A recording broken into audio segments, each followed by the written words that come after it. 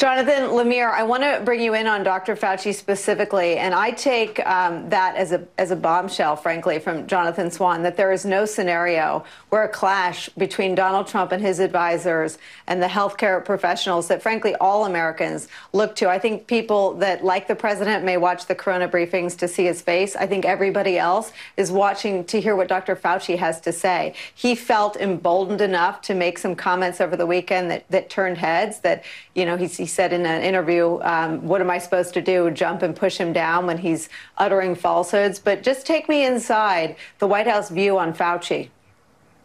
You're right, Nicole. Fauci was very candid in the interview from over the weekend, in which he said he did disagree with the president on a number of issues. At least at this point, the president hasn't gotten too angry with him, and the president hasn't fired him.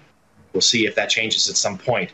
But yes, where our reporting lines up with Jonathan's. In fact, we have a story moving right now along the similar lines with details about how it's not just Donald Trump, but more and more senior administration officials are leaning that way, completely out of step with where the public health officials, Dr. Fauci and others are. They believe the measures to shut down the economy to this point have been too harsh. They think it's inflicted too much pain. And of course, there's always an eye on politics here. They worry about it endangering the president's reelection hopes. Now, of course, let's inject them this thought, that if this is a widespread pandemic because of the president's decision to open up the economy too soon and more Americans die, one would think that would also hurt his reelection chances. But that's not what we're thinking right now. They think that the danger of this virus is overhyped, despite the images we're seeing out of China and Italy. They want to see America get back to work. Now, not everywhere, perhaps not the hot spots, New York, California, Washington.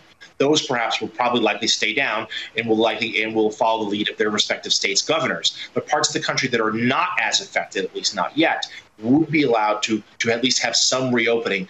That's the current plan. And lastly, the president himself is deeply frustrated. And that's what our reporting shows, that he's been calling up advisors at all hours of the night, complaining about the economy, trying to find an economic forecast that he likes. He's frustrated that he's not able to run the campaign right now that he wants to against Joe Biden.